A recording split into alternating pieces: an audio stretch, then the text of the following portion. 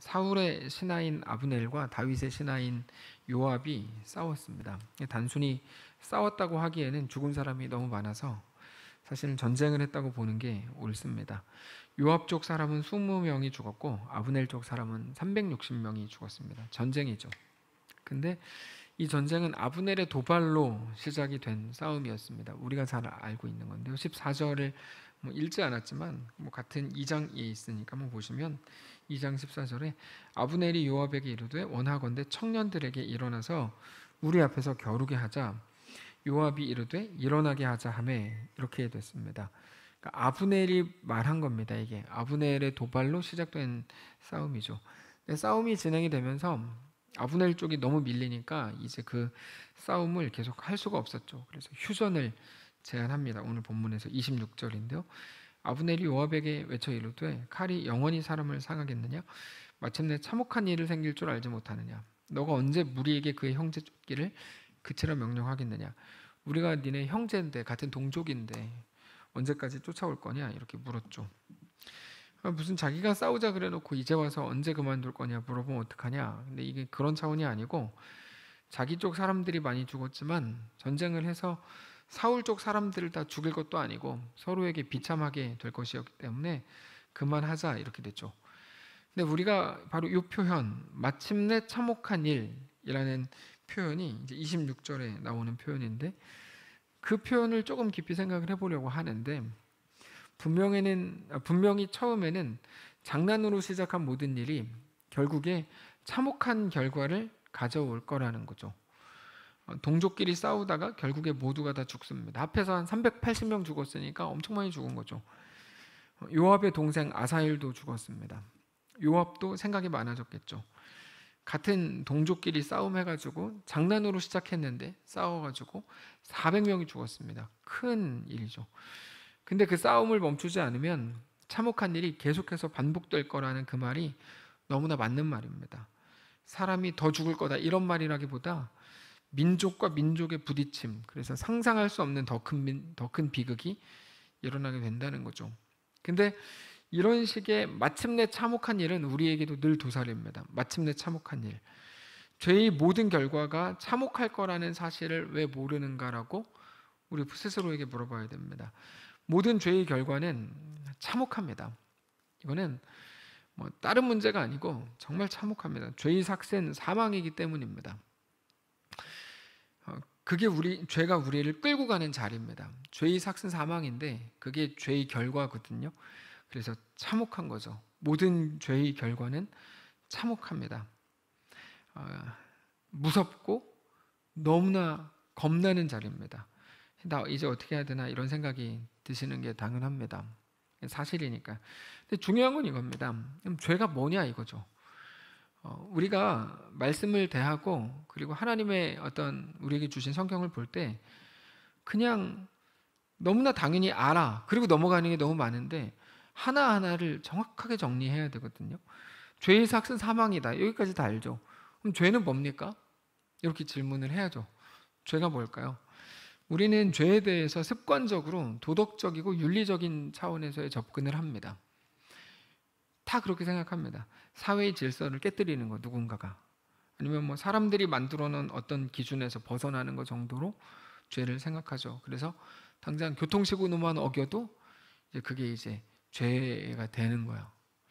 여러 가지 적용할 수 있죠. 근데 누군가는 사회적으로 실수한 부분에 대해서 그렇게 걱정을 하고 있고 또 누군가는 아무리 털어도 나는 먼지 안 난다. 내가 교통신호 잘 어겼고 잘 어겼대. 교통신호 잘 지켰고 저 너무 갑자기 제 얘기를 했네. 네, 교통신호 잘 지켰고 그리고 아무리 털어도 먼지가 안 나니까 걱정 없는 거죠. 교인들 중에 그런 사람이 태반이에요. 교인들은 거의 착하거든요. 그래서 보통 죄에 안 져요. 그러니까 이제 저 같은 몇 명 불안당을 빼고는 거의 죄 안 짓고 거의 사회에 무리 안 일으키고 이렇게 오는 거죠. 마스크 잘 쓰고 식당 갈 때 5명 안 가고 4명 가고 그런 식으로 하는 거죠. 그러니까 당당하죠. 왜? 우리는 죄인이 아니거든요. 우리는 당당하죠. 근데 그건 아주 큰 오해입니다. 왜 그러냐면 성경이 말하는 죄가 세상이 말하는 죄랑 완전히 다른 차원이거든요. 완전히. 성경은 죄에 대해서 우리에게 분명히 이렇게 말합니다. 죄가 뭐냐? 여기에 대해서 로마서 14장에서 이렇게 말합니다. 찾아봅시다. 로마서 14장. 로마서 14장 23절입니다. 로마서 14장 23절.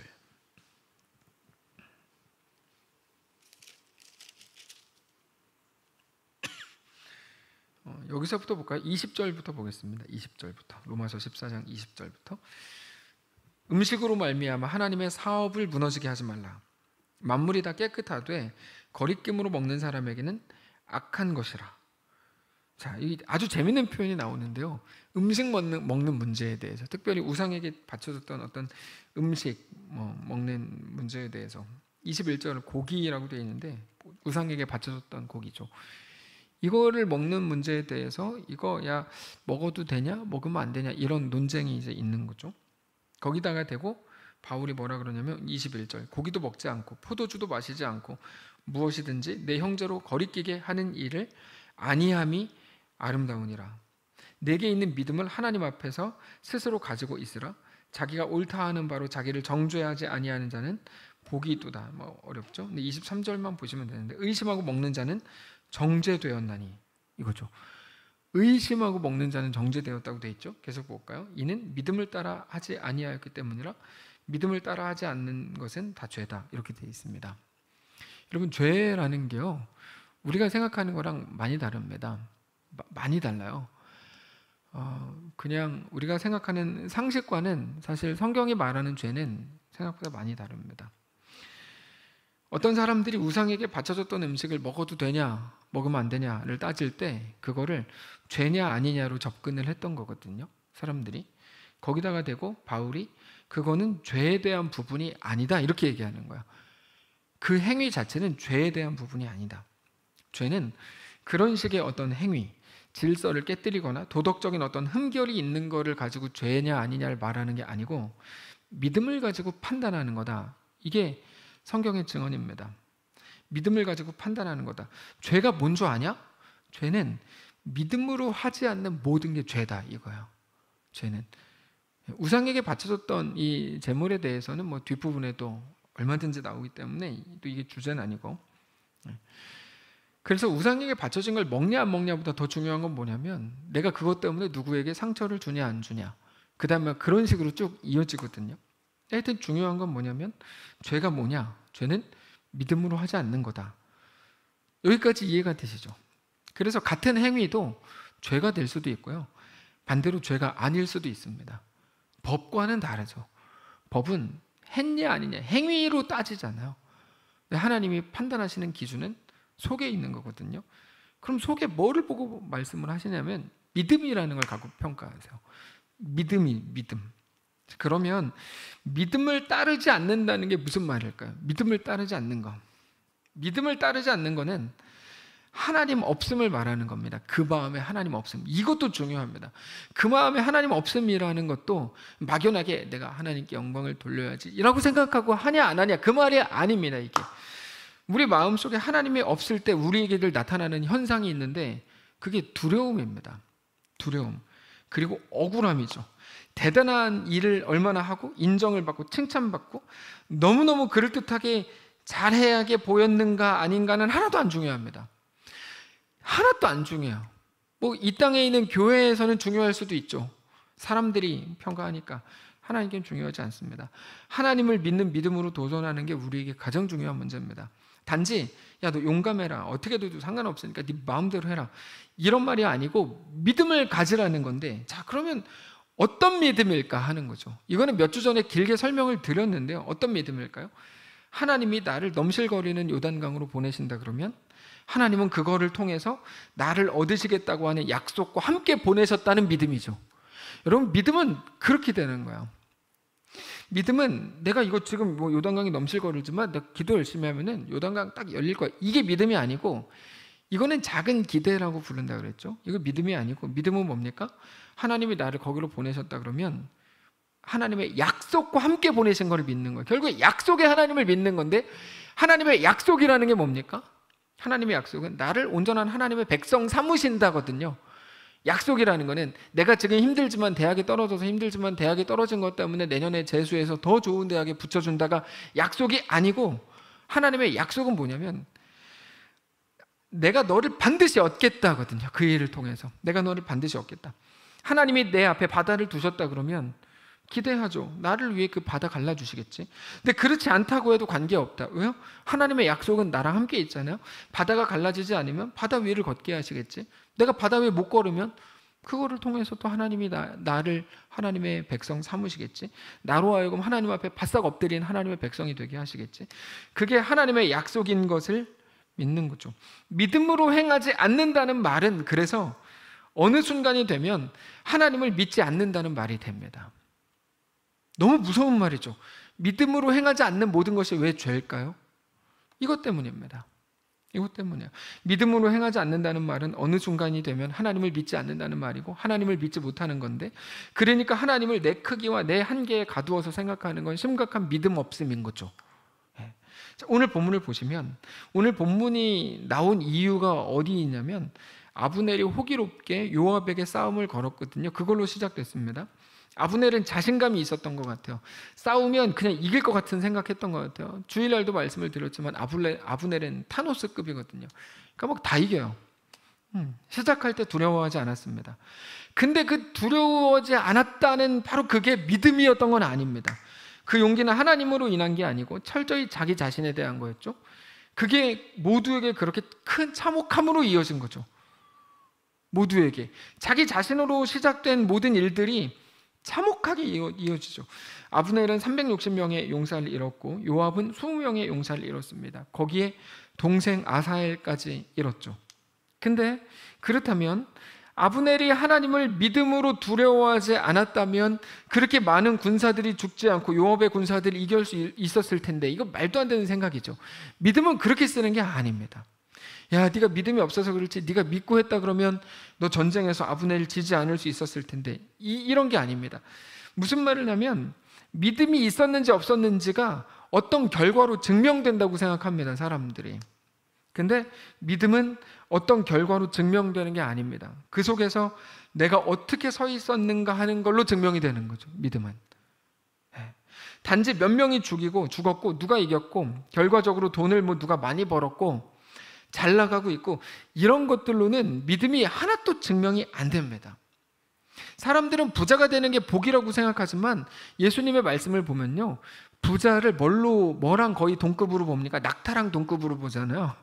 바늘구멍에 들어갈 수 없는 낙타를 부자랑 동급으로 보기 때문에 우리가 그토록 기도하는 부자 되게 해주세요가 과연 저게 복인가? 라고 생각을 하게 되는 건데, 그거를 가지고 자기들의 믿음이 있음을 하고 주장하는 거죠. 사람들이 얼마나 우스운 꼴인지 몰라요.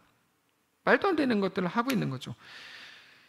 내가 거기서 지금 어떻게 서 있는지, 여전히 하나님을 붙들고 있는지, 아니면 여전히 하나님의 이끄심을 가장 완전한 거라고 정말로 믿고 있는지, 그런 그 순간의 고백으로 내 속에 있는 믿음이 확인이 된다고요. 다른 게 아니고. 결국에 우리가 오늘 바라봐야 되는 건 뭡니까? 내가 만든 내 삶의 결과물들이 아니고 우리 영혼에 대한 선포죠. 내 영혼아, 하나님을 바라봐라.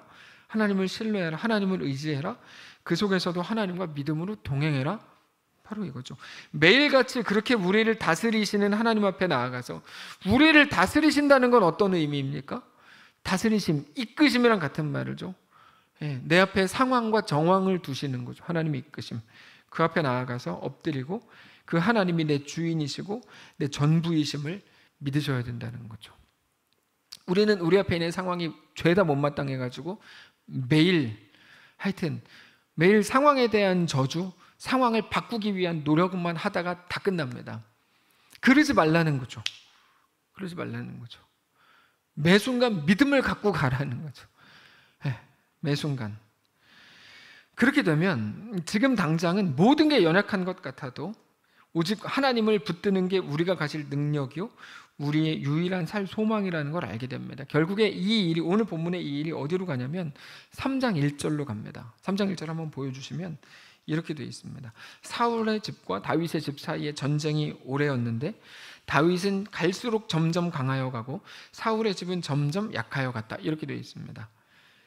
이런 식으로 사울의 집과, 물론 사울은 죽었습니다. 사울의 집이라는 건 사울을 추종하는 인물들 말하는데, 다윗이 직접 전투하지 않았지만 어쨌든 다윗 계파로서의 다윗의 집 사이가 이제 전쟁이 계속됐는데, 그렇게 전쟁이 반복되는 사이에 최소한 사울이 죽은 후에 7년을 반복을 하거든요. 그 사이에 다윗은 점점 강해지고 사울은 점점 약해졌다 이겁니다. 우리는 이해가 안 되죠. 정확히 말하면 계산이 안 됩니다. 왜 그러냐면 전쟁은 둘 다 망하는 겁니다. 근데 사울이 약해져 가는 건 이해가 되는데 전쟁을 통해서 다윗이 강해졌다는 거는 사실 말이 안 됩니다. 사울보다 덜 약해졌다는 이해가 되는데, 그렇다 그래서 다윗의 집이 강해진 거는 아니죠. 당장 20명이 죽었는데 강해지긴 뭘 강해집니까? 이번에도 20명 죽었는데요. 그 중에 용사 아사엘도 죽었는데요. 계속적인 전쟁 때문에 서로 지쳐가는 거는 뭐 불보듯 뻔한 일인데 다윗이 점점 강해졌다 그러니까 이게 이해가 안 됩니다. 어떻게 점점 강해져 갈 수 있죠? 이거는 단지 사울의 집과 다윗의 집을 비교해 보니까 다윗이 조금 피해가 덜하더라 이런 말이 아닙니다. 사울과 아무 관계없이 다윗의 집이 점점 강력하게 세워졌다는 건데 어떻게 된 걸까요? 이거는 설명할 길이 없죠. 이건 요압이 이룬 일이 아닙니다. 물론 요압으로는 안 되지만 하나님께서 이루신 일이죠. 우리는 모든 일들을 늘 머리로 이해하려고 그러고 이해되는 일을 진짜라고 생각하는데 우리가 이해되지 못하는 일이 훨씬 더 많습니다. 훨씬 더 많습니다. 그래서 우리에게는 이해력이 필요한 게 아니라 믿음이 필요합니다. 우리가 왜 그렇게 머뭇거릴까요? 이해하려고 그래요. 왜 이해하려고 그러는 줄 아세요? 죄송한데요. 잘난 척이거든요, 그게. 예. 잘난 척으로 목사님 어떻게 알아요? 모르고 얘기한 거예요. 미안합니다. 잘난 척이에요. 이해하려고 그러는 게. 우리 앞에 있는 일들 중에 우리에게 정답이 없는 게 얼마나 많습니까? 근데 하나님은 우리 계산을 늘 뛰어넘어서 우리의 이해를 늘 초월하시죠. 그게 우리 삶에 꽉 차 있는 일인데 우리는 매일 이해하겠다고 달려드니까 장수할 수밖에 없는 거죠. 네. 얼마 전에 책을 읽다가 따뜻한 글을 하나 읽었는데 그분 글입니다. 내가 딸을 만나기 전 상담을 하기 위해 많은 시간을 고뇌했습니다. 갈등도 많았고 아픔도 많았습니다. 하지만 지금은 당신의 선택으로 우린 너무도 행복합니다. 이렇게 복된 날을 우리에게 허락해 주신 하나님과 당신에게 감사를 드립니다. 이렇게 시작되는데 이 글은 11년 동안 불임 끝에 어떤 아이를 입양한 한 집사님이 아이의 원래 부모님이 살아있는데 어머니한테 쓴 편지입니다. 우리가 사랑하는 복덩어리는 무럭무럭 잘 자라 벌써 5돌이 꽉 차가는 48개월이 되었습니다. 매년마다 성장 사진을 찍으면서 자라나는 모습을 보니 새삼스럽기 그지없답니다. 입양기관에서 딸을 만났을 때 정말 만지기조차 조심스러울 정도로 아주 작고 작은 아이였습니다. 불면 날아갈까 싶어 조심하면서 안고 왔는데 지금은 건강하고 튼튼해서 아빠 엄마의 기쁨조가 되고 있답니다. 제잘거리는 소리와 깔깔거리는 웃음소리, 짜증내는 소리 그 무엇 하나 소중하지 않은 것이 없답니다. 아직 아이가 덜 커서 그렇죠. 이거는 조금 더 크면 이제 어떤 건 소중하지 않은 것도 있구나 이걸 알게 되는데 덜 컸는데 어쨌든 깊이 고개 숙여 감사드립니다.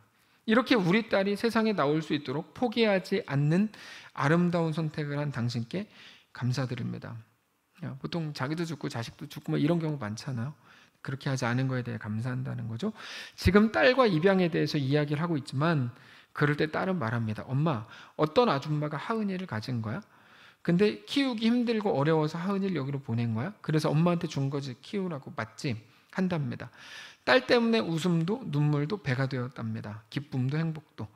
부모라는 단어를 안겨준 복덩어리, 가족이란 울타리를 만들어준 복덩어리 때문입니다. 예전에 나에게 불어닥친 불임이 싫었고 어린이날도 싫었고 어버이날도 싫고 그 많은 명절날들도 싫었는데 이젠 서로의 현명한 선택 때문에 무섭지도 두렵지도 슬프지도 아프지도 않습니다. 지금 우리 딸은 입양이라는 단어를 스스럼 없이 받아들이고 있지만 나중에 우리 딸이 원한다면, 사랑하는 여인이 원한다면 만날 수 있는 날이 있겠죠. 지금 어떤 모습으로 살고 있는지 모르지만 어느 위치에서든 최선을 다하며 살아주세요. 아름다운 모습으로 또 건강하세요.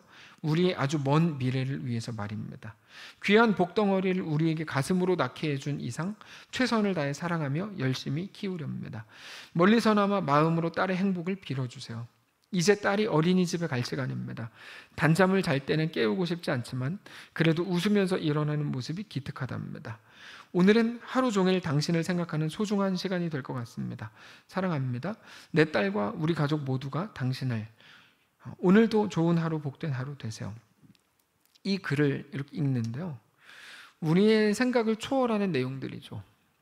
왜 두려움이 없겠습니까? 당장 입양이라는 거를 생각해 보면 부정적인 거 그리고 뭐 나쁜 내용이 훨씬 많을 거예요. 누구라도 그걸 옆에서 얘기해 줄 거예요. 예, 그 걱정해 준답시고, 이때 쓰라고 나온 말이 있죠. 답시고. 그때 이때 쓰는 말이거든요. 걱정해 준답시고 그런 말 하겠죠. 우리 주변에 그런 사람 너무 많잖아요. 어떤 좋은 것 같은 결정을 하는 거를 그냥 두고 못 보잖아요. 희한해. 사람은 희한하지 않아요? 만약에 태국에 내가 뭐 선교를 잠깐이라도 다녀오려고 한다 치면 뭐라 그럽니까? 걱정해 준답시고, 그때부터 평소엔 걱정해 주지도 않고 뭐 했던 사람들마저 다 얘기하잖아요. 참 희한해요. 사람은 그렇게 그냥 다 만들어졌어요. 네. 왜 현실적인 문제가 없겠습니까? 그러나 그 모든 것들을 견디고 참게 할 뿐 아니라 완전히 뛰어넘게 하는 게 있는 거야. 하나님의 일들은 언제나 우리 염려와 생각을 뛰어넘을 은혜와 힘을 주죠. 그래서 하나님의 일들을 우리의 머리와 걱정에 붙들어 놓는 것만큼 어리석은 것도 없습니다. 우리 앞에 일어나는 대부분의 일들은 우리 계산과 다르게 이루어집니다. 전에도 말씀을 드렸지만 모든 사람들이 죄다 그 말을 하는데요, 운동에서는 절대로 살을 뺄 수 없다. 저 100% 동의합니다.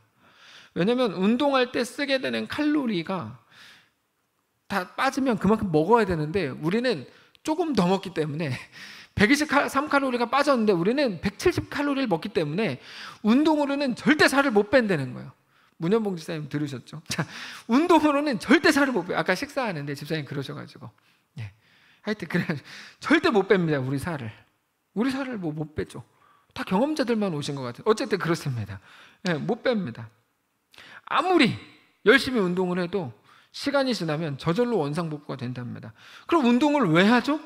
재밌는 건 이거죠. 운동을 하면 살이 빠지는 게 아니고 체질이 바뀐대잖아요. 그래서 살 빠지는 거죠. 체질이 바뀌면 칼로리를 운동하기 전보다 덜 요구하게 된대요. 그래서 운동을 해야 되는 거예요.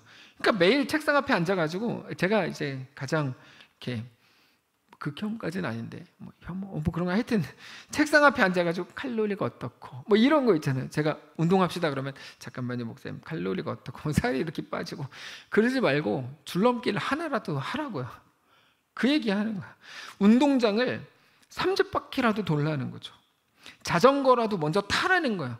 자꾸 생각이라는 거를 하지 마시고, 제가 카트를 부탁드려요. 성도분들께 제발 생각을 하지 마시고 운동을 시작하시라고요.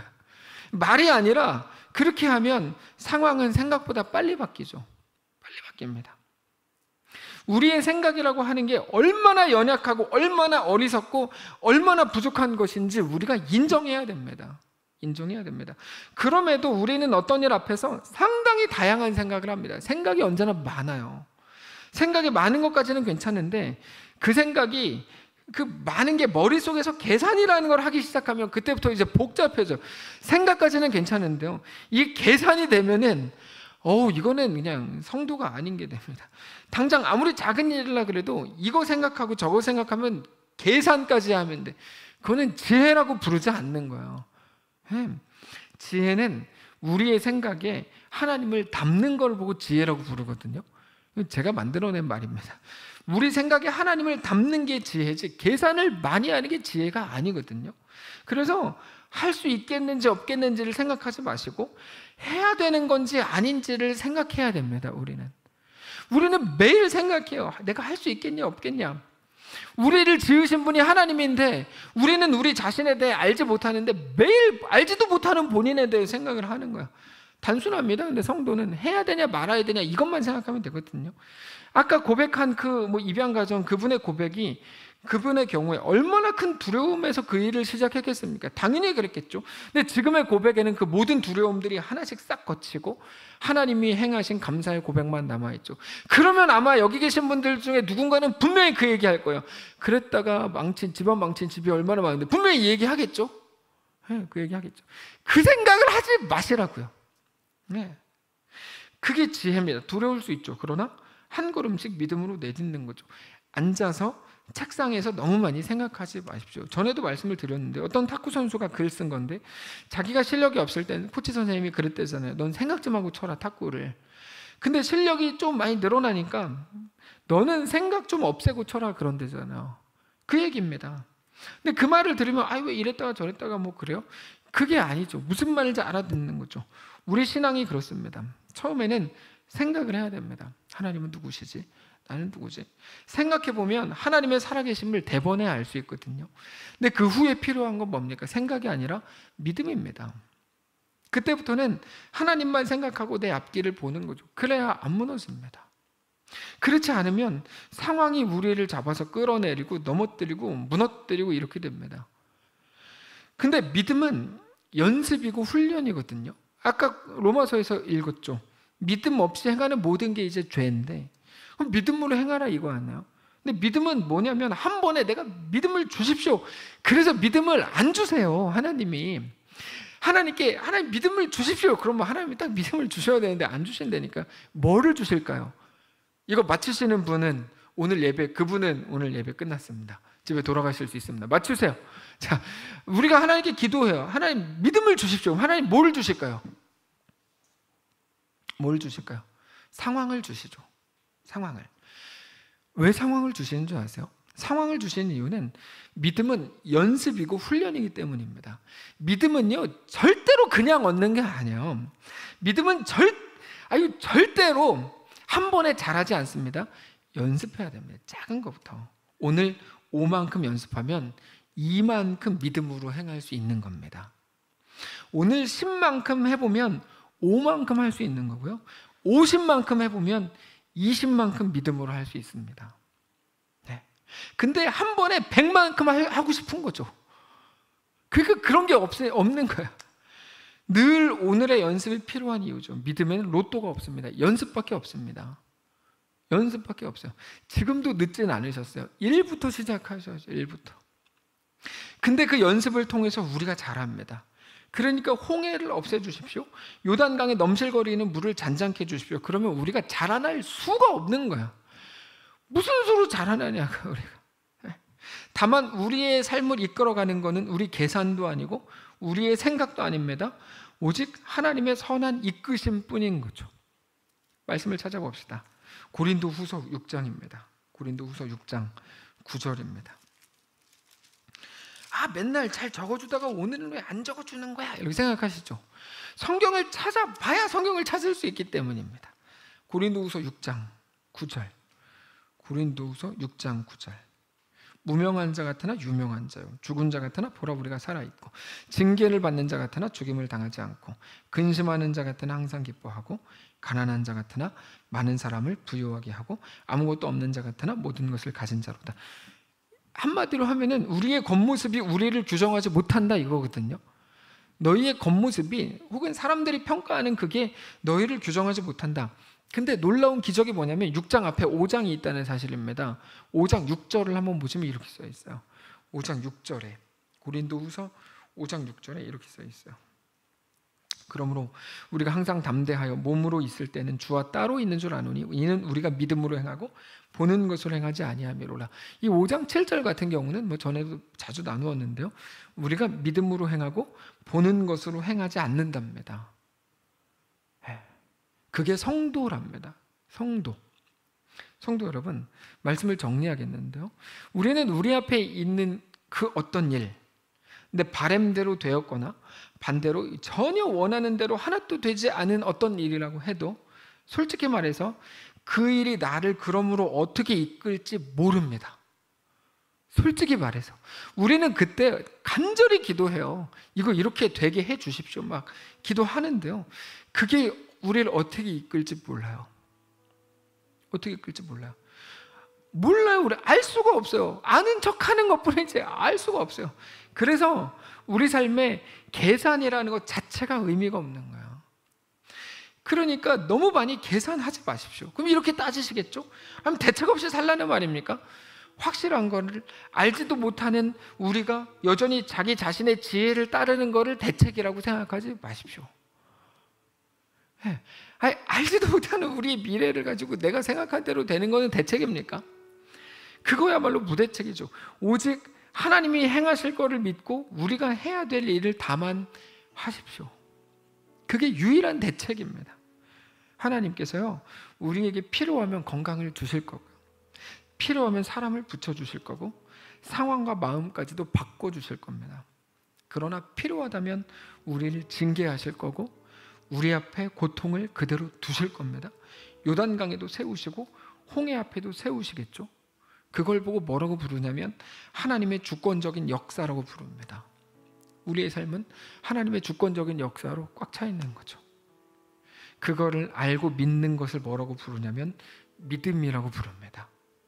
믿음은 뭡니까? 내가 기도 열심히 하면 대학에 합격할 거야가 믿음이, 그게 믿음이 아니고, 믿음은 뭡니까? 하나님은 주권적인 역사로 내 삶을 가장 아름답고 완전하게 이끄신다. 그게 믿음이라는 거예요. 우리 삶을 믿음으로 꽉 채우시기 바랍니다. 어떻게 모든 삶이 즐겁겠습니까? 이 땅을 살아가야 되는데 고통스럽겠죠. 그러나 사랑하는 성도 여러분, 모든 상황 속에서 그 믿음으로 사시기 바랍니다. 그때 오늘 본문 3장 1절이 비로소 우리의 것이 되는 거죠. 3장 1절. 사울의 집과 다윗의 집 사이에 전쟁이 오래매. 이게 어떻게 좋은 일입니까? 이건 절대로 그들을 평안으로 만들 수가 없고 무조건 같이 죽는 게 전쟁이거든요. 그러나 다윗은 점점 강하여져 갔더라. 바로 이거죠. 이거는 사실은 다른 문제가 아니거든요. 상황에 대한 말이 아니라 믿음에 대한 말이죠. 오늘 말씀의 제목이 원함과 행함인데 우리에게는 원하는 것들이 다 있습니다. 그러나 무엇을 행해야 되는가 하는 것은 좀 다른 문제입니다. 원함에 매이지 마십시오. 그럼 큰일 납니다. 원함에 매이지 마십시오. 큰일 납니다. 무엇을 행해야 되는가는 다른 문제입니다. 성도 여러분, 믿음으로 사십시오. 믿음으로 행하십시오. 믿음으로 행한다는 게 무슨 말인지 설명을 다 드렸는데, 내가 이대로 하면 또 하나님 나한테 잘해 주실 거, 이건 믿음이 아니라고 말씀을 드렸죠. 우리 속에 있는 예수 그리스도를 믿는 믿음이라는 기준이 우리의 상황뿐 아니라 우리의 원함까지 넘어서도록 허락하는 우리의 삶이 되시기를 주님 이름으로 축복합니다. 찬양합시다. 내게 허락하신 시련을 통해 나의 믿음 더욱 강하게 자라나고, 이 시련을 없애달라고 해낸 거는 사실은 이해는 되지만 믿음이 자라날 길이 없는 거죠. 고백합시다. 내게 허락하신 시련을 통해 나의 믿음 더욱 강하게 자라나고, 험한 산과 골짜기 지나는 동안 주께 더 가까이. 저게 하나님의 약속입니다. 내가 겪는 시험이 어렵고 힘겨워도 내 주님, 하나님의 약속보다 크지 않네. 내 앞에 바다가 갈라지지 않으며 주가 나로 바다 위 걷게 하리. 나는 믿네. 주의 능력으로 내 삶 새롭게 되리. 나는 믿네. 주의 능력으로 담대히 나가리라. 싸워 승리하리라. 날마다 믿음으로 나 살아가리. 자, 우리 한번 다 같이 눈 감고 기도하기를 원하는데요, 우리가 그토록 증오하던 것들을 통해서도 하나님은 우리를 자라나게 할 것을 믿으라, 이겁니다. 지난 주일에 말씀을 나누었죠. 이게 고작 뭐를 하겠어의 그 고작이 하나님의 손 안에서 열매가 되게 한다고요. 싹이 나고 그렇게 자라게 되고 열매가 되는 거죠. 그래서 우리의 고백이 달라지는 거예요. 원함으로 꽉 차 있었던 우리의 고백이 이제는 하나님, 내가 할 수 있겠는가 없겠는가가 아니라 하나님이 내게 허락하신 일을 하면 내가 감당하겠습니다. 조용히 묵상하며 기도합시다. 주님, 내 삶을 만져주십시오. 나에게 믿음을 주십시오. 믿음을 달라 그러면 하나님이 뭐를 주신다고요? 상황을 주시거든요. 그 속에서 예수 믿는 자로 서게 해주십시오. 이해가 될 앞서야 했던 나를 불쌍히 여겨주시고 이제 납작 엎드림과 하나님에 대한 인정과 굴복이 시작되게 하옵소서. 그거를 충성이라고 부르는데 그 충성이 내 삶 가운데 넘치게 하옵소서. 조용히 묵상하면서 기도하겠습니다. 기도합시다. 살아계신 하나님, 주 앞에 서기를 원합니다. 살아계신 하나님, 인도하시길 원합니다. 우리 삶에 있는 모든 일들 앞에서 하나님만을 믿음으로 고백하기를 원합니다. 하나님, 늘 우리의 계산과 우리의 생각과 우리의 안정과 내 편안함을 최고의 목표로 삼았던 우리를 불쌍히 여겨주시고 주님 앞에 온전히 나아가 내 삶은 처음부터 없었던 겁니다. 하나님이 내 삶의 주인입니다. 정직히 고백할 수 있는 사랑하는 모든 성도를 될 수 있도록 인도해 주시옵소서. 늘 불안해하고, 아니 조금 싫었던 거는 견디기 싫어했던 우리를 불쌍히 여겨주시고 하나님, 이제 그 앞에 하나님 이끄심 앞에 엎드리고 그렇게 주님과 믿음으로 담대히 그 길을 걷는 모든 성도들 될 수 있도록 인도하여 주시옵소서. 주의 능력과 은혜가 충만케 하시옵소서. 살아계신 하나님, 내가 원하는 일이 이루어진 것 때문에 내 삶이 어떻게 될지조차 모르는 게 우리의 모습입니다. 이번에 내가 대학에 합격한 것 때문에 어떤 일이 일어날지 모르는 게 우리 이제까지의 삶이었습니다. 계산이 의미가 없습니다. 이게 이렇게 되면 뭐 대단하게 될 것 같은데 아니요. 그 일은 나보다 크다는 것을 우리가 매번 깨닫습니다. 그것만 하면 되는 줄 알았는데 아니더군요. 하나님, 우리의 매일의 삶이 수십 년의 인생이 우리에게 그걸 가르쳐 줬습니다. 하나님, 이제 우리 믿음의 눈을 들어 하나님을 보기를 원합니다. 더 이상 계산이 아닌 믿음으로 우리 삶을 하나님 앞에 내어드리기를 원합니다. 우리와 함께 하옵소서. 그럼에도 여전히 불안하고 두려워하는, 내가 불편해질까 봐 그게 또 걱정이 되는, 혹은 내가 뭐 열심히 했다는 것 때문에 또 욕먹을까 봐 그게 또 걱정이 되는, 어쨌든 생각이 많은, 그래서 하나님 나에게 무엇을 말씀하시는가 하는 것보다 내가 어디까지 할 수 있을까, 이게 먼저 고민이 되는, 원함으로 어쩌면 꽉 차 있는 우리를 불쌍히 여겨주시고 이제 원함이 아닌 행함으로 하나님 앞에 온전히 나아감으로 하나님만을 뜨겁게 사랑함으로 내 자신을 불꽃같이 태워드리기로 결정함으로 하나님 앞에 그렇게 나아가는 모든 성도를 될 수 있도록 인도하여 주옵소서. 마지막까지 찾으시는 그 한 사람 바로 우리이기를 원합니다. 두려움으로 꽉 차 있었던 우리를 불쌍히 여겨주시고 이제 그 자리에서 일어나 하나님과 믿음으로 멋있게 동행하는 모든 성도를 될 수 있도록 인도하여 주옵소서. 하나님, 이때쯤이면 코로나 다 없어질 줄 알았고 벌써 1년 반이 훨씬 넘었는데 이때쯤이면 아무 문제 없이 다 완성됐을 줄 알았습니다. 네, 아니요. 모든 일들이 우리의 생각과 다릅니다. 그러므로 이것만 잠잠해지면 이렇게 되겠지라고 했던 모든 얄팍함들이 우리 속에 제거되게 하시고, 단지 코로나뿐 아니라 경제적인 거, 건강적인 거, 관계적인 거 모든 부분에 대해서 하나님을 왕으로, 내 아버지로, 전능자로, 내 창조주로 인정하며 그 앞에 엎드리는 사랑하는 모든 성도를 될 수 있도록 인도하시옵소서. 우리의 인생이 하나님의 일하심의 현장이 되기를 원하오니 우리와 함께하여 주시옵소서. 하나님, 뼈아픈 일들 때문에 눈물로 매일 밤을 지새고 있는 또 성도들이 있습니다. 그들을 찾아가셔서 위로하시고 하나님의 놀라운 은혜가 그들 가운데 가득 임하여 주시고 누구도 이해할 수 없는 샬롬이 그들의 가정에 가득 넘치도록 축복하시옵소서. 우리 주인 되신 살아계신 예수님의 이름으로 기도합니다. 아멘.